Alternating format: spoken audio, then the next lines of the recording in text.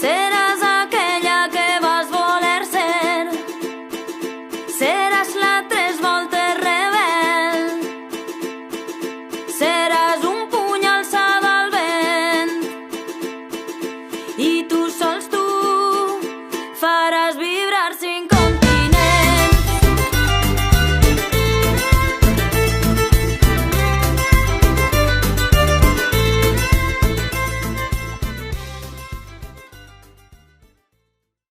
Me vine a Valencia porque me aceptaron el traslado. Yo aquí no conocía a nadie, bueno, tenía algún amigo así de tal, pero no conocía a nadie. Me vine a Valencia a un colegio mayor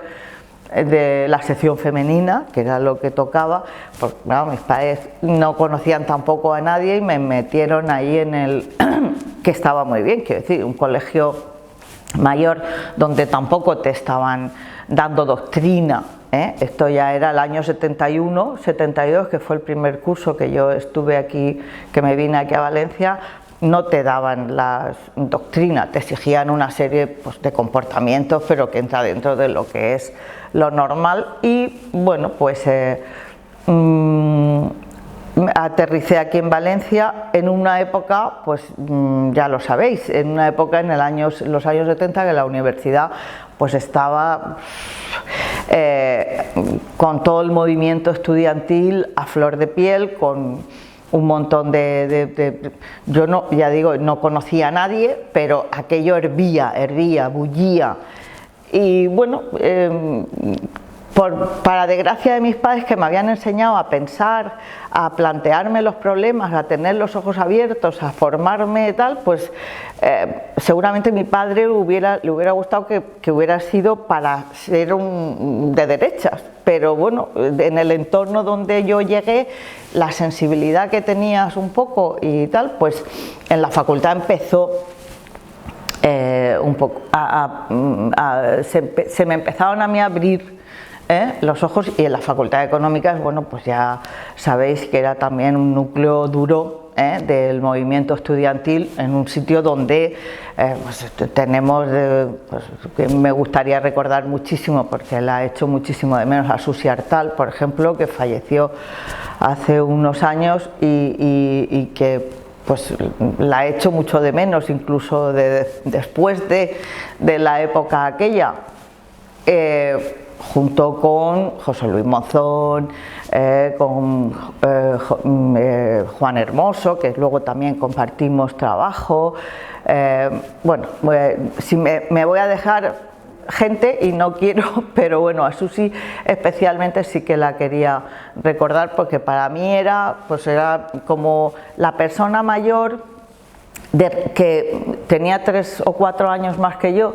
Y cuando llegas a la facultad y te la encuentras en una asamblea y tal, siempre la tenías un poco como de referencia, ¿no? Siempre como el punto, porque te gustaba lo que decía, lo que pensaba, y bueno, pues y después he tenido la suerte de continuar su amistad pues hasta que nos dejó. Bien, y la facultad, pues eso, la facultad era y yo era una persona que me interesaban las cuestiones públicas, las cuestiones políticas, no estaba de espaldas a esas cosas, y bueno, pues ibas. Yo entonces ibas a la asamblea, ibas a una reunión, o te invitaban o te decían. Y bueno, y así pues ya la gente te va conociendo. Quiero decir, los dirigentes políticos y los dirigentes del movimiento estudiantil pues se van fijando en las personas que, bueno, mira, aparece en tal sitio, lo lógico, ¿no? Pues oye, tal, vamos. Y bueno, pues de esa manera, así, yo creo que contactaron conmigo, y la persona que contactó y que luego ha sido una persona que también ha sido muy... el enlace, digamos, o la puerta, la llave de entrada para entrar en el PC y luego en comisiones, pues era Ismael Fernández. Ismael había sido era compañero de curso, aunque tuvo un año de retraso y tal, pero compañero de curso porque vino expedientado de Madrid, lo habían tirado de Madrid y entonces él, aunque es un poquito, era de unos cursos superiores, pero luego se enganchó a mi promoción por esa serie de circunstancias. Y bueno, Ismael, pues yo creo que se fijó en un grupo de gente, porque él, una persona pues muy avispada y muy lista, y él iba además, que él ya estaba en el PC, ya venía expedientado de Madrid, que empezó allí a estudiar y lo habían expulsado de Madrid. Y entonces, bueno, pues Ismael fue el que se fijó pues empezar a entrar en contacto, y fue pues por el año 73 cuando la Junta Democrática fue el paso, la primera puerta, porque quizá yo todavía era reticente a afiliarme a ningún partido, también tenía miedo de estar en un partido político o en alguna organización que entonces era clandestina, me daba miedo. También me daba miedo que me pasara algo y se enteraran mis padres, o que lógicamente pensaban de otra manera y que me dijeran: ya no estás en Valencia, te vienes para Murcia y se te acaba, y aquí ya pues estudiarás lo que hay aquí en Murcia, por haberte portado mal. Vamos, lo normal de una relación para eso, hijos, y tampoco quería yo, ¿no? Tampoco quería que me pasara eso. Entonces yo era bastante reticente, me gustaba participar y tal, pero no me entusiasmaba, me interesaba la cosa pública, la política, pero sí que estaba un poco recelosa. Claro, la Junta Democrática fue una puerta abierta porque no era como militar en un partido político todavía, sino que estabas en una gran organización una gran organización, una plataforma pero que había todo, ¿no? En principio, y que había todo, había partidos políticos, organizaciones sindicales e independientes, estudiantes que no estaban afiliados a nada, y entonces, bueno, pues aquello invitaba a entrar, y esa fue la puerta por donde yo entré, digamos, al mundo más político, al mundo más luego sindical. En el entorno claro, por ejemplo, en la Junta Democrática, entonces el decano de la facultad era Sánchez Ayuso, y Sánchez Ayuso, que murió desgraciadamente, pero fue el primer diputado del PSP aquí en Valencia, y entonces pues era uno de los dirigentes, pues después de Tierno Galván, yo creo que la persona más bueno, Morodo, estaba Raúl Morodo, tal, pero la persona así más cualificada era, o uno de los más cualificados era Sánchez Ayuso, que era catedrático de Política Económica aquí, además era de Murcia. Bueno, también toda esa serie de circunstancias, el PSP estaba en la Junta, y pues te invitaron o te invitan a participar en eso. Y de ahí, bueno, pues de ahí ya empecé en las actividades de la Junta, en las reuniones, en las actividades que la Junta organizaba en la facultad y fuera de la facultad, desde una famosa crida que la Junta iba con pancartas a protestar, que yo no había ido en mi vida, aquello de la crida aquí en las Torres de Serrano, y bueno, pues aquel año allí que me fui, y bueno, pues desde esas cosas. Y de ahí, de la Junta, claro, entras en contacto con los militantes del PC, que empiezan a ser pues los que más coincides en las posiciones políticas, con los que más coincides en determinados posicionamientos o actividades, y que empiezan a ser amigos, y entonces, bueno, pues ya te invitan a un círculo para empezar a discutir el marxismo en petit comité con otros compañeros de la facultad, y empiezas a hablar ya de educarte o formarte en los temas políticos y teóricos que en aquellos momentos, para entrar en el PC, te exigían de alguna manera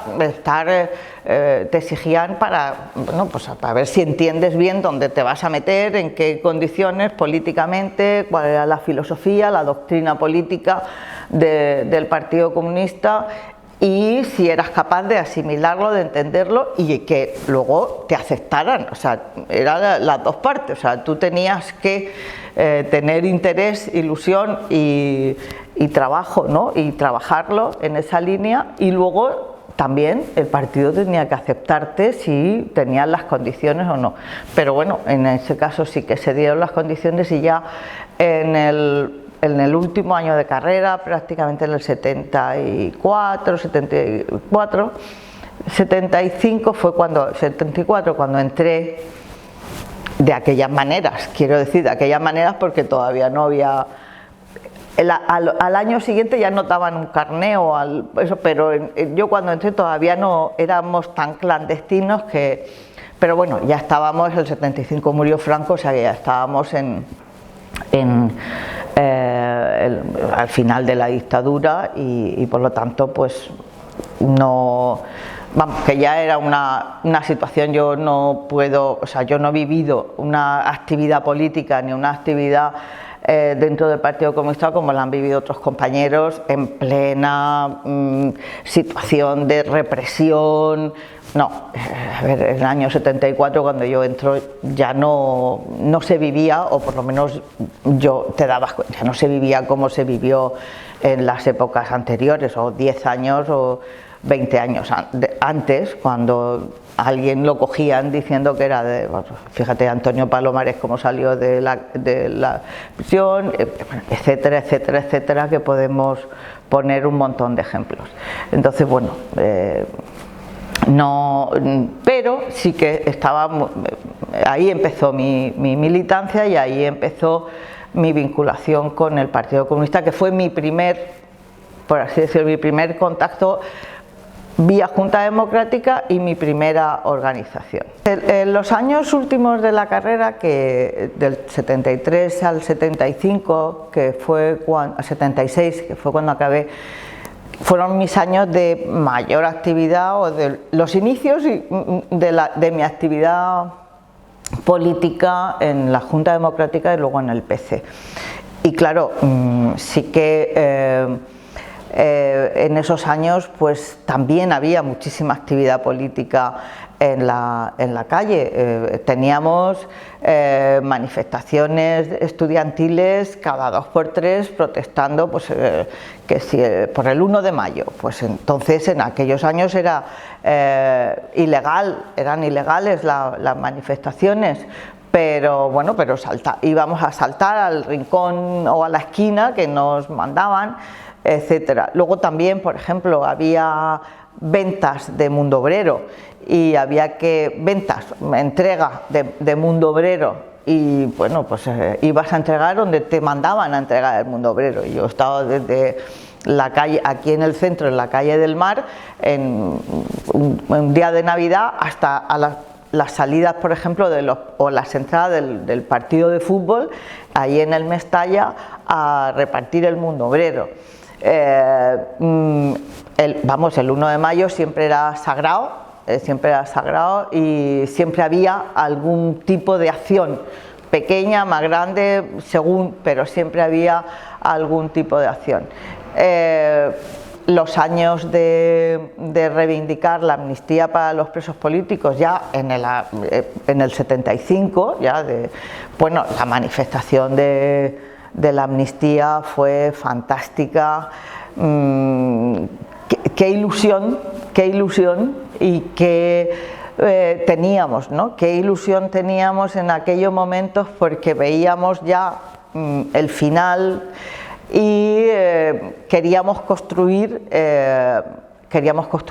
nueva democracia. Para eso tuvimos el PC que renunciar a muchas cosas. A mí me costó muchísimo cuando tuvimos que reflexionar y ceder, ya esto unos años posteriores, cuando íbamos a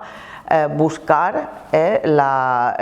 o cuando íbamos a firmar una constitución, o sea que ya era un poco posterior para el 78, pero, o 77, con la legalización de los partidos, pero la política de reconciliación que el PC promulgaba, a mí me parecía fantástica, me parecía que era algo que teníamos que ir juntos para poder salir de ese agujero que a mí me parecía que era donde estábamos metidos, y qué ilusión teníamos por construir y por hacer eso. Yo creo que tuvimos mucha suerte que coincidiera también la juventud nuestra con aquellos años de esperanza, porque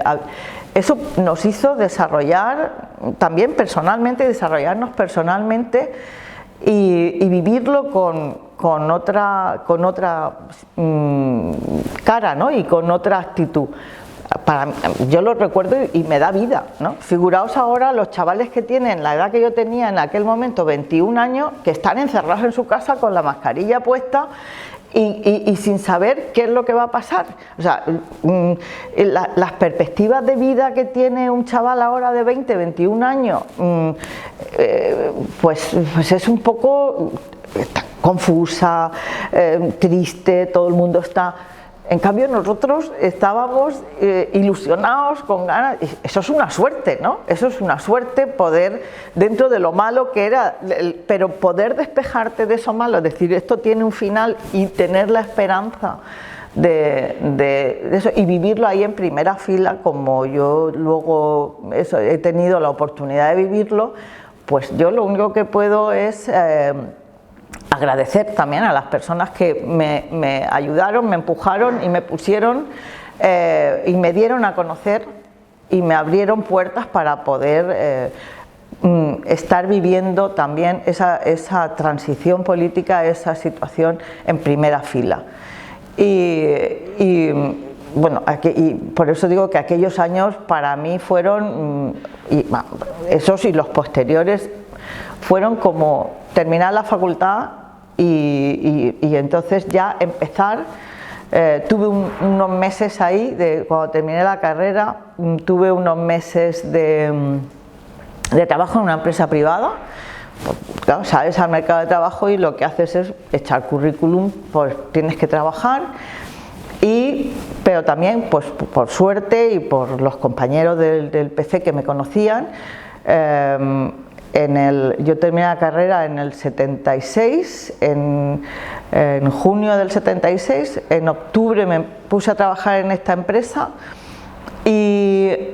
para el verano siguiente, para el mes de junio, julio, pues los compañeros del PC ya me pusieron en contacto con el sindicato. Yo ya estaba afiliada a comisiones porque ya estaba trabajando y para mí era una obligación moral, estaba en el PC y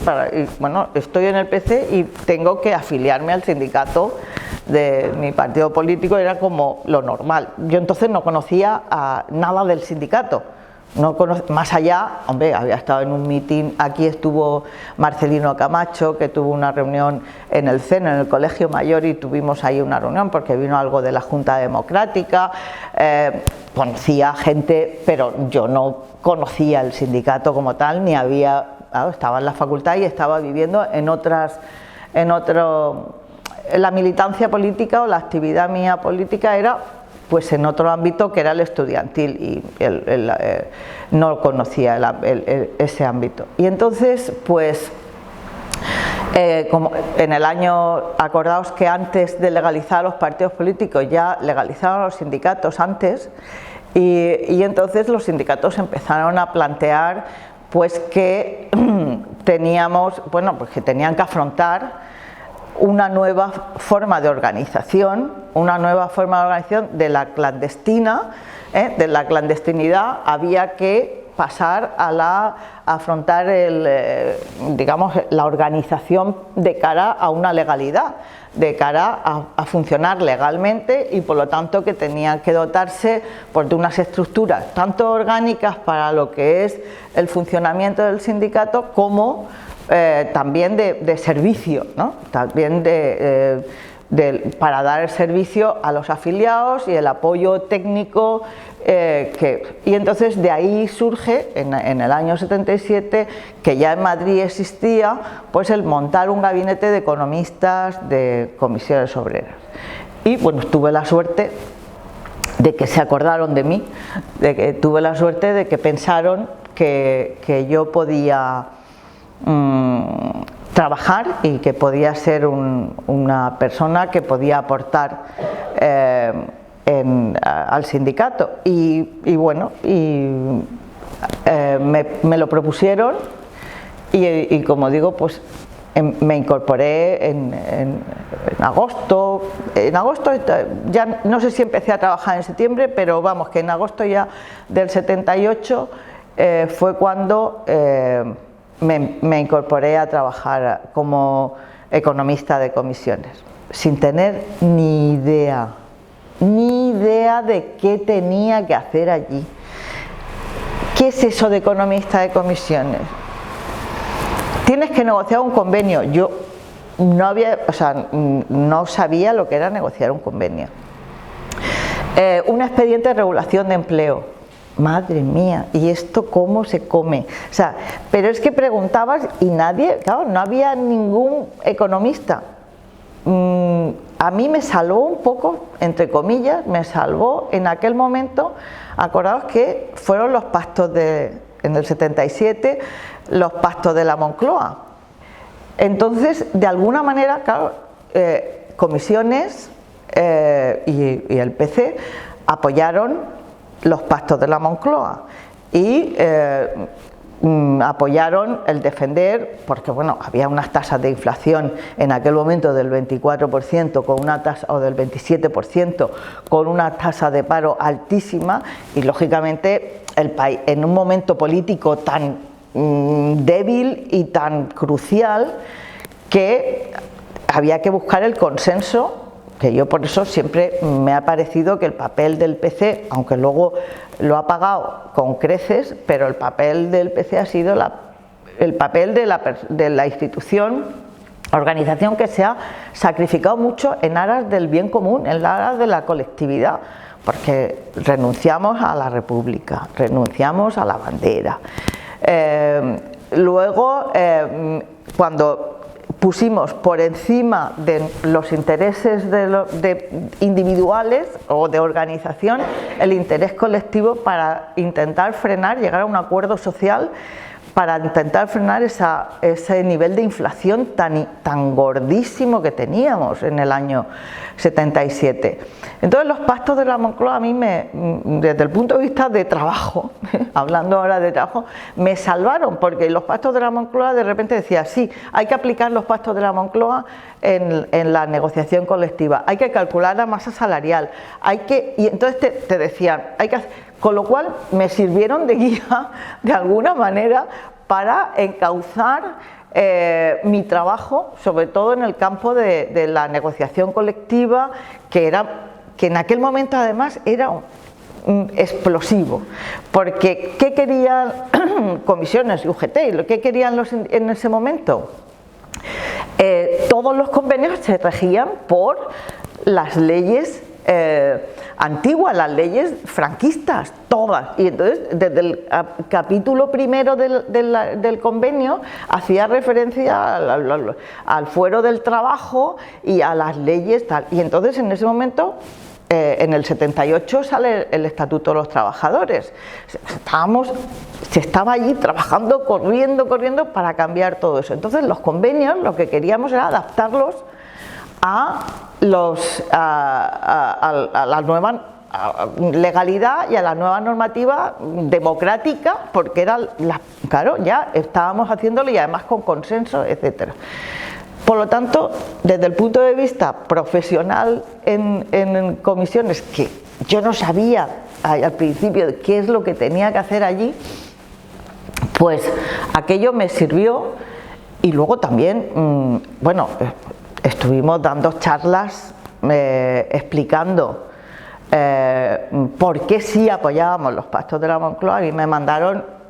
digo me mandaron porque te programaban, una de las más fuertes fue irme al Cano a explicarlo, que allí no, vamos, que era la única mujer que había. Me acuerdo que me tomé 2 copas de coñac antes de irme, con perdón y esto, pero porque tenía que ir a explicar a los trabajadores los pactos de la Moncloa, o en el Turia, en Cervezas del Turia, encima de una silla, delante, allí en el patio, explicarles por qué estábamos de acuerdo en apoyar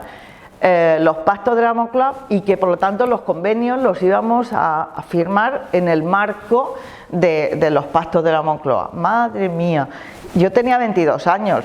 y no tenía experiencia de trabajo ni sindical ni nada de nada. Pero para mí fue, bueno, para mí eso fue como si ahora la gente joven termina la carrera y hace un máster, pues para mí fue hacer el máster. Aprendí muchísimo. O sea, yo, para mí, mi paso por comisiones y mi experiencia en aquel momento dentro de comisiones fue una experiencia fantástica, fantástica, que me ha servido luego para mi desarrollo profesional y personal, las relaciones, el trabajo político, el trabajo sindical y las relaciones con las personas, ¿no? Yo aprendí, pero qué significaba ceder, qué significaba pactar, qué significaba renunciar, porque es que hay que decirlo. La gente del PC, la gente de comisiones ha trabajado muchísimo, ha peleado muchísimo y encima, en aras al bien común y al bien público, digamos, se dejó muchísimos pelos en la gatera y nos los hemos dejado. Que sí, ya, es que ya figuraos en estos momentos, ¿no? Y a mí eso sí que me da mucha tristeza, visto desde hoy, a veces que el reconocimiento al trabajo político, de horas, sindical, de todas estas personas que yo he conocido en el sindicato y en el PC, pues está ahora como no tiene visibilidad, ¿no? Me parece fantástico, por lo tanto, que queráis trabajar y que sobre todo trabajar con las mujeres, que éramos muy pocas entonces las que estábamos allí trabajando, y aunque yo mi actividad y mi trabajo sindical dentro de lo que era la organización, pues no era en primera fila, yo no estaba en el Tajo, pero estaba por lo menos con los que estaban o las que estaban en el Tajo, ¿no? Y ese era mi trabajo y mi papel y mi función allí dentro. Negociamos todos los convenios, nos repartíamos por sectores. Yo estaba en comercio, estaba en alimentación, estaba en transporte, estaba y bueno, todos en temas de textil también, porque también con otros compañeros, pero en temas de textil. Y en aquellos años esos convenios, lo importante era adaptarlos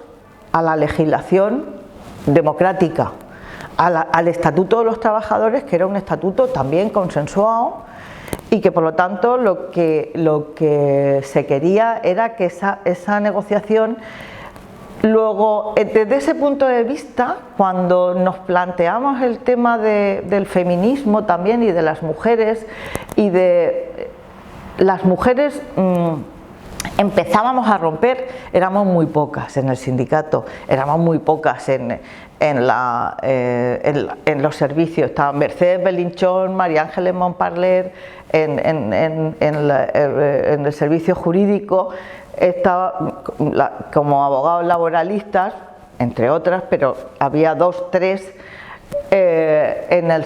Como economistas estábamos Amparo Martí y yo.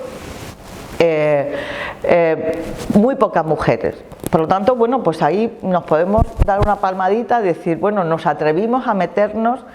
en un mundo de hombres, porque eso sí que es verdad, el sindicato era, salvo los sectores más feminizados, como era pues el de comercio, el de textil y tal, pues en otros sectores como en el metal había, y por eso Charo tiene tanto mérito, que era de las pocas mujeres que en un sector tan masculino como era el metal, pues que ella apareciera y estuviera allí en primera fila. ¿Se potenciaba el que las mujeres? Sí, pero era una minoría, ¿eh? El sindicato era muy machista, era muy predominantemente con una cultura muy de hombres y bueno, les costaba, Dios y ayuda, reconocerte y reconocer tu aportación o tu argumentación, ¿eh? El no te enteras, eso era una de las frases fundamentales de algunos, no te enteras de lo que pasa. Y dices, bueno, pues es posible que no me entere, pero bueno, yo doy mi opinión. Y claro, ahí había primero esa minoría en el sindicato y luego el tema de la legislación. Eso hacía que los convenios colectivos en esa primera fase eran convenios colectivos muy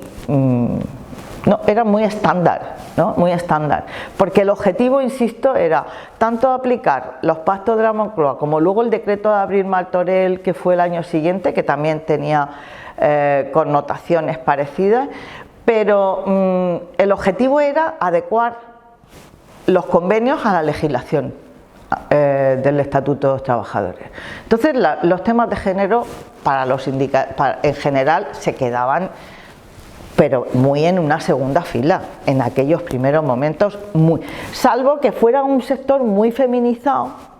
y que entonces sí que, si la mayoría eran mujeres, sí que había a lo mejor reivindicaciones o algún planteamiento muy específico, porque es que eran mujeres todas las que estaban allí, ¿no? Trabajando, o la mayoría, pero en sector de alimentación, que podía haber una mezcla y tal, pues no, predominaba, digamos, las posturas más generalistas de hombres en ese momento. Y entonces pues yo no lo viví, pero así todo sí que el sindicato trabajaba para que el tema de la mujer fuera, o sea, revalorizar, empoderar, que se diría ahora, poner en valor lo que es el trabajo de la mujer y lo que es su actividad y tal, sí que en teoría sí que lo tenía, y por eso creó las Secretarías de la Mujer, que se crearon enseguida y se crearon nada más legalizados los sindicatos, que podían servir de pantalla o podían servir en aquel momento de excusa porque al principio no eran muy efectivas, o eran en algunas organizaciones, algunas federaciones, pues no surtían mucho efecto, pero bueno, tuvimos la suerte de que también a esas secretarías de la mujer pues aparecían y se incorporaban mujeres con ganas, con conciencia de género, por así decirlo, con mucha ilusión por trabajar en el sindicato, pero también por trabajar como mujeres para que la posición de la mujer fuera cada vez mejor, estuviera más reconocida en la fábrica y en la organización, porque eran los dos sitios. Entonces yo creo que las secretarías de la mujer, que podían parecer un poco el lavar la cara, pero fueron muy importantes para que en ese puesto, o sea, entrara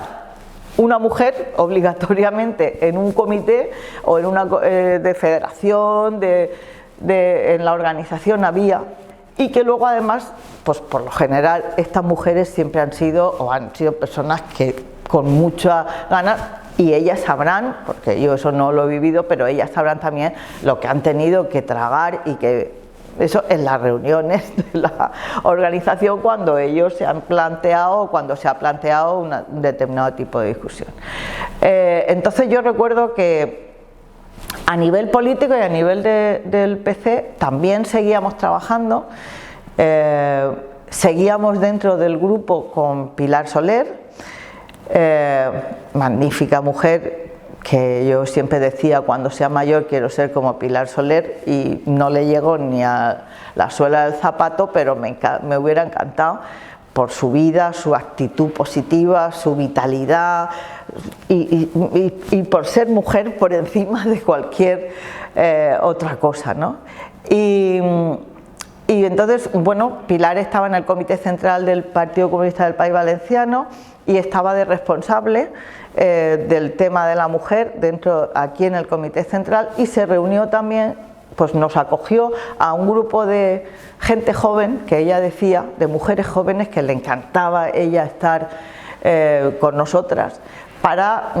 bueno, pues discutir los documentos. Tener en cuenta que en ese momento también a nivel político se estaban discutiendo y se estaba planteando la ley de divorcio. Bueno, todavía lo del aborto no había llegado, pero iba a llegar, pero muchísimas leyes, todo, estábamos revolviendo y cambiando, queriendo cambiar y cambiando y legislando sobre temas que antes, como habían estado prohibidos, pues había que legislar. Y entonces, bueno, pues también paralelamente a eso, pues trabajábamos mucho, también al paralelo al sindicato, con el PC, seguíamos trabajando en la Comisión de la Mujer, sobre todo, lideradas por Pilar Soler y lideradas en Madrid por Begoña San José, que estaba entonces, era la responsable de la mujer. Entonces recuerdo pues las reuniones que yo acompañaba muchas veces a Pilar, a las reuniones que había de trabajo del Comité Central en Madrid,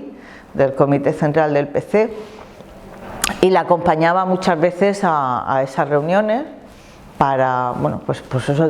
para discutir con las mujeres del Comité Central y las de las diferentes organizaciones territoriales, pues eso, la propuesta de la ley de divorcio, pues la propuesta que había llegado al Parlamento, pues estaba allí Pilar Bravo, etcétera, pues que eran las diputadas nuestras que venían a recoger las propuestas que las mujeres hacíamos. Entonces, bueno, pues trabajábamos mucho también y nos lo pasábamos estupendamente cuando hacíamos el stand de la mujer en la fiesta del PC, tanto en Madrid como aquí, que teníamos y trabajábamos en el stand de Madrid, y aquí en Valencia lo montábamos nosotras y montábamos el stand de la mujer. Y bueno, pues han sido momentos pues de visibilidad dentro de cuando había una fiesta, y de dar visibilidad a las cosas que se hacían, pero a la vez también de convivencia y de pasárnoslo estupendamente entre las compañeras, pues por la que había también un muy buen rollo y muy buena amistad entre las personas que estábamos trabajando allí. Toda la época de mi actividad profesional y sindical, que era la misma, por eso a veces yo me diferencio de los que son las verdaderas sindicalistas, porque para mí aquello también era mi trabajo, pero toda la actividad fue muy importante para formarme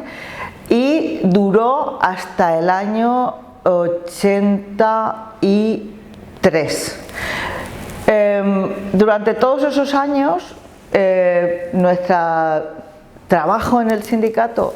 como profesional y como economista, pues era la negociación colectiva, los expedientes de regulación de empleo y el apoyo al sindicato en los temas también políticos, de difusión y divulgación de determinadas posiciones políticas políticas que tenía el sindicato y que podían tener también una connotación técnica,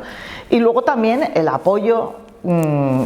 por parte y el apoyo técnico a determinadas cuestiones también de la mujer que se empezaba a legislar y se empezaba a plantear y se empezaba, claro, al salir de la clandestinidad empezábamos a hacer cosas y las mujeres empezábamos a hacer cosas un poco más con la cara descubierta.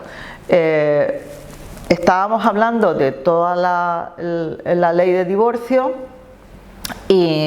pero también se empezaba a hablar y las mujeres nos empezábamos a quitar también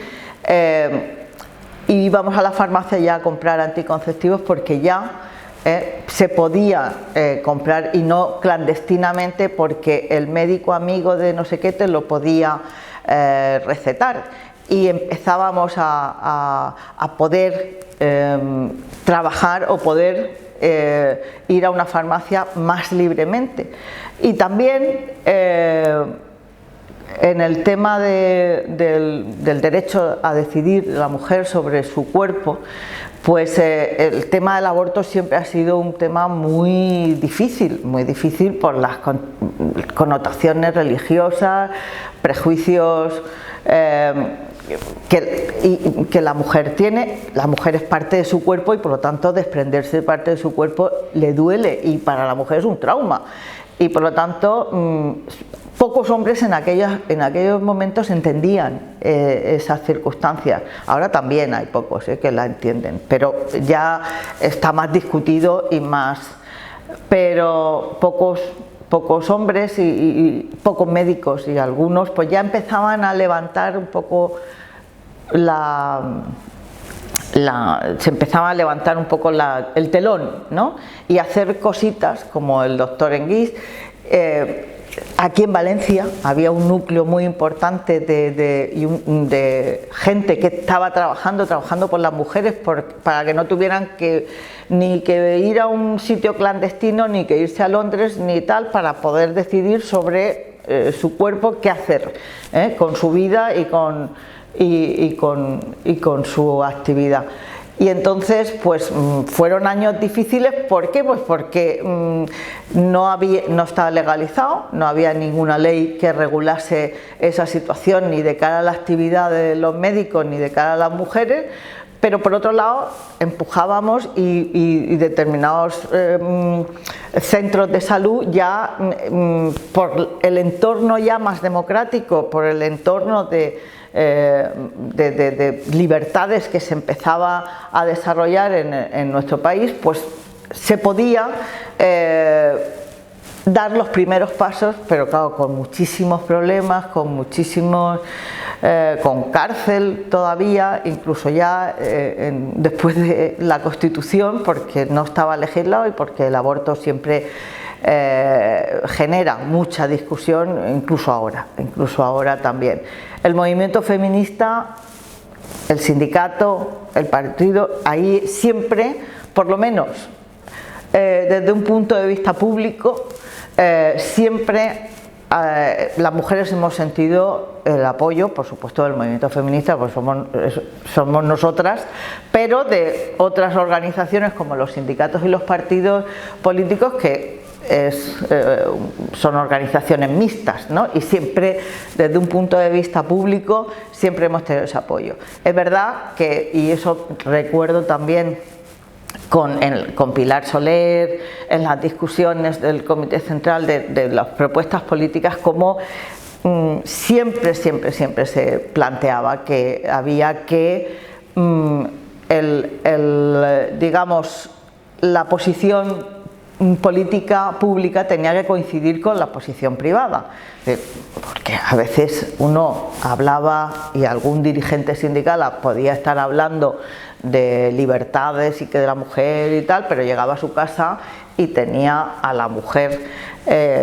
allí sin salir en el sentido de que tenía que estar ocupándose de la casa, de los niños y tal, aunque luego públicamente se le llenaba la boca diciendo que había que hacer esto o lo otro, y siempre hablábamos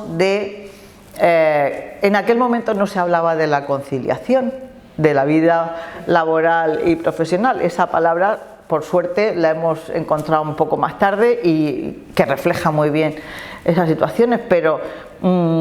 aparte de la conciliación es la coherencia política y la honestidad política para que lo que se defienda públicamente se defendiera también en lo privado. Me acuerdo que eso era uno de los temas también que a nivel interno queríamos llevar a discutir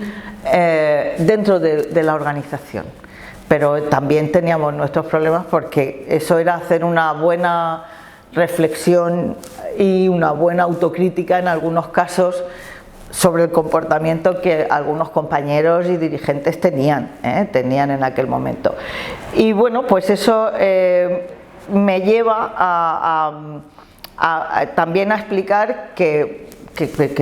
todos hemos tenido, y yo he tenido, pues, problemas para poder conciliar y para poder llevar mi vida profesional y mi vida familiar de una manera consecuente y de una manera, y poderla llevar a cabo. La verdad es que yo he tenido pareja desde el año 77 y sigo con la misma pareja, que ya tengo yo moral, pero bueno, sigo con la misma pareja. Pero bueno, ha sido un compañero, la verdad que si no, no hubiera aguantado, obviamente. Ha sido un buen compañero, una persona que es muy honesta, que es muy honrado y que, bueno, pues con todas las discrepancias que uno pueda tener, pero que es coherente con lo que piensa y que yo, bueno, pues me he sentido cómoda y que para conciliar también y para convivir en el día a día, lógicamente. Tengo 2 hijos y bien es verdad que, claro, cuando llegan los hijos es cuando realmente, si vives con una persona que te trata de igual a igual, como es mi caso, pues hasta que no estamos conviviendo y hacíamos nuestra actividad profesional y personal, él por su cuenta, yo por la mía, y de igual a igual. Los hijos ya te cambian un poco las circunstancias, los hijos te cambian la vida y entonces sí que, desde luego,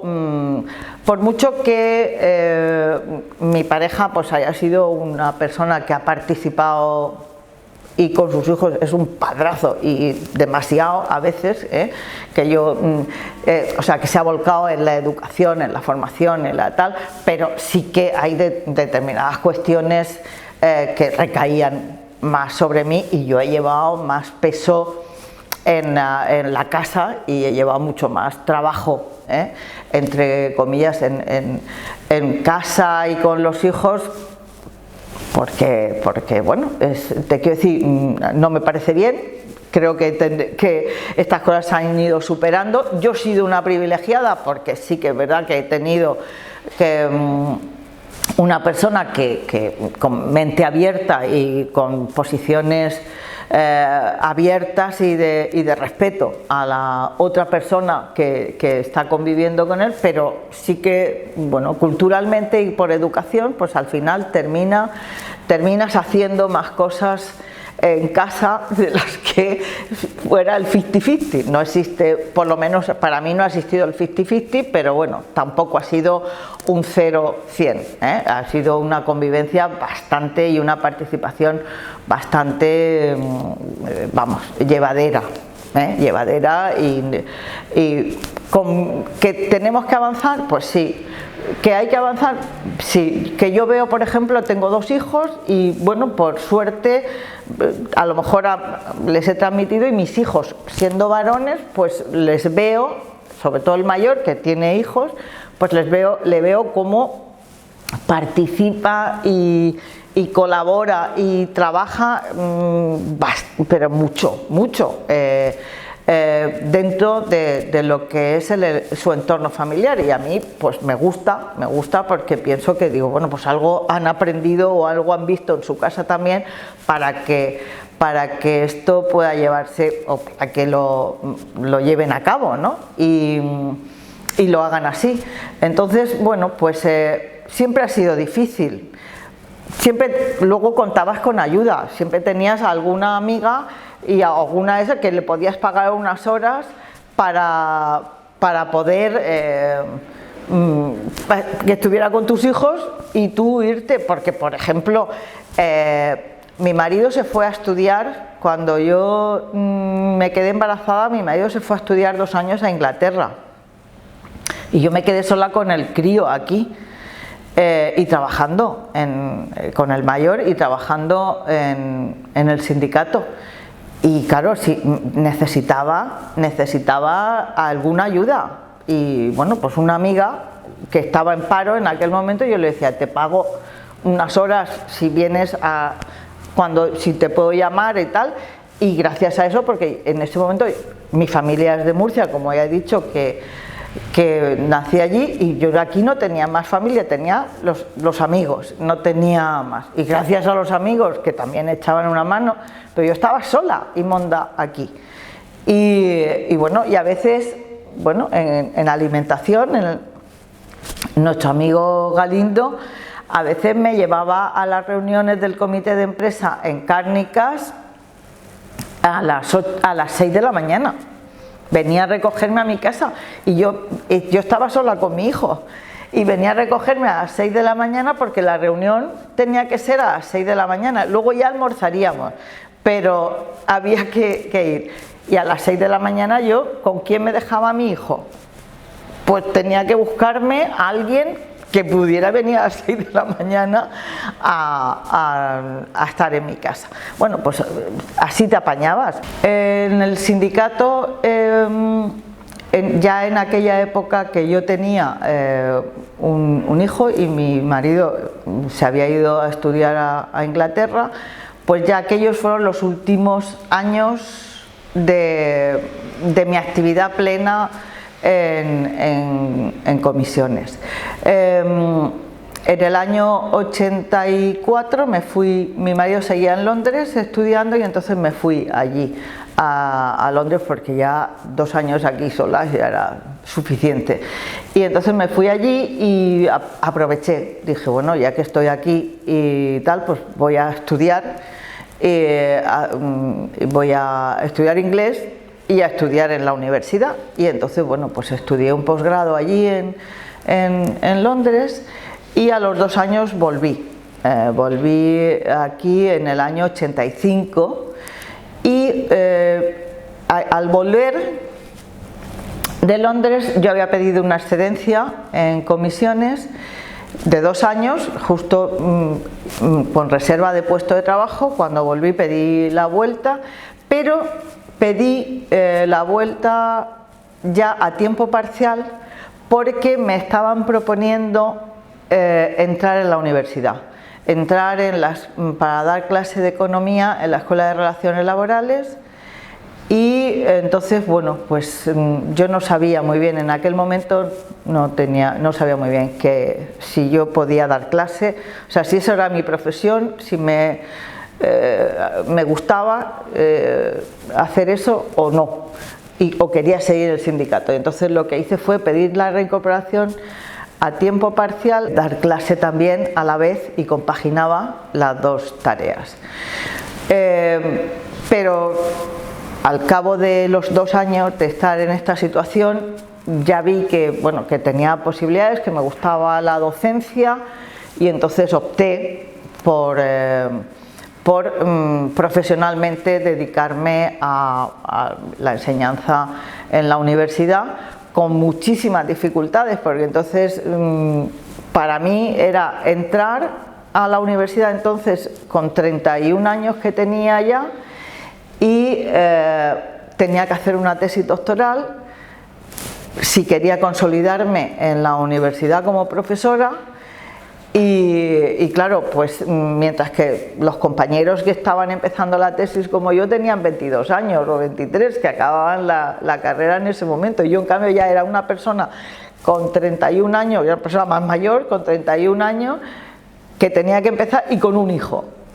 con lo cual, bueno, pues eso es lo que me hizo a veces dudar qué hacía, ¿no? Qué hacer. Al final me decidí porque me apetecía y me gustaba dar clase. También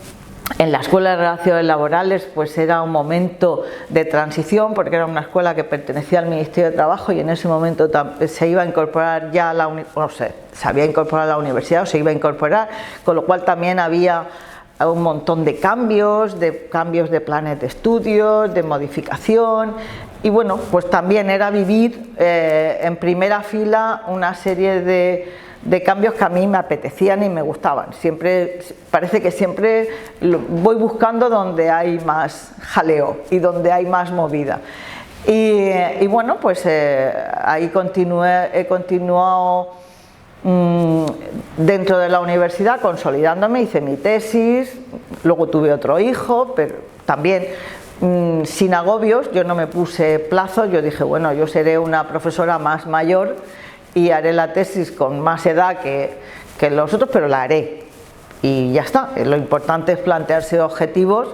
que se puedan cumplir, y bueno, mi militancia continuó, mucho menos activa en la parte del Partido Comunista, porque también por las circunstancias internas con todas las escisiones. Yo cuando volví me encontré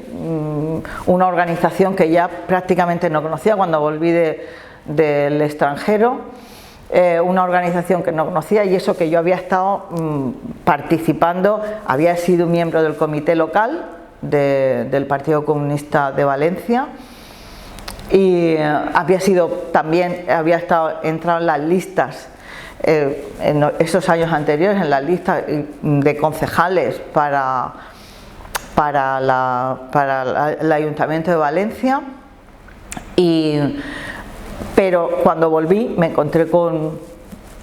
un partido comunista, con una organización que cada uno estaba por un lado, y con escisiones, con separaciones, y entonces a mí aquello me desanimó muchísimo y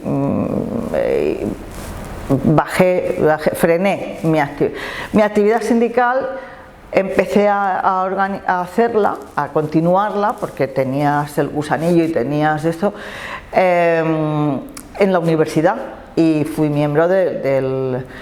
comité de empresa de la universidad. Me eligieron me presenté a las elecciones con más compañeros y estuve pues a lo mejor 6 años, 8 años como miembro del comité de empresa de la universidad, pero no era lo mismo. No era la actividad sindical en la universidad y en el funcionariado, no era la actividad sindical en lo que es pues el metal, era otra cosa diferente, y yo no me sentía, no cuajé tampoco, no cuajé en ese, y ya llegó un momento que dije que ya no me presentaba más, porque tenía más, a veces tenía más roces con los compañeros de otros sindicatos, del propio sindicato, porque no coincidía mucho en los planteamientos y en las propuestas, y entonces ahí también me fui enfriando y bueno, y mantengo mi afiliación a comisiones, yo sigo, ahora estoy en el de jubilados, y es donde me mandan toda la información, pero sí que mi actividad ha ido bajando también por la edad, porque luego en la universidad te absorbe mucho, tienes muchísimo trabajo, tienes que formarte, tienes que seguir estudiando constantemente, y porque yo siempre he estado metiéndome en líos, y bueno, lo último, y es a lo que ahora me sigo dedicando, es que bueno, pues se me ocurrió hace casi 15 o 20 años que si había una olimpiada para los estudiantes de bachillerato de matemáticas, porque no iba a haber de economía si se estudiaba economía en bachillerato. Y entonces bueno, pues me lancé yo sola, hicimos la primera Olimpiada que se hizo aquí en la Facultad de Económicas de Valencia para los estudiantes de Valencia, y me empecé a patear toda España, digamos, a los decanos. Y bueno, pues llevamos ya 12 años de Olimpiada Nacional, donde están todas las facultades, y 3 ediciones de Olimpiada Internacional, porque nos han invitado. Yo soy la presidenta, porque claro, esto me lo he inventado yo, y me lo he inventado yo sin inventarlo, porque ya estaba inventado con las Olimpiadas, pero en economía no había, y bueno, me ilusionó, y ahí me monté poquito a poco, pero con tesón y con ilusión, y bueno, pues están todas las facultades de España implicadas, tenemos ahí una organización grandísima, y los chavales pues bueno, pues montamos esa Olimpiada nacional todos los años, y ahora que también hay internacional, pues también nos vamos a la internacional, y yo presido desde el principio, desde hace 10 años o más, presido la asociación que también hemos montado y que para organizar esa Olimpiada. Y bueno, ya estoy diciéndoles que yo ya tengo una edad y que me tengo que ir, porque, como diría Pilar Soler, la gente joven tiene que coger las riendas de las cosas. Y entonces, bueno, ahora estoy ya también a ver si la gente joven, y bueno, pues ahí estoy, jubilada, pero activa, entre comillas, y manteniendo este tipo de cosas, pues todo lo que puedo.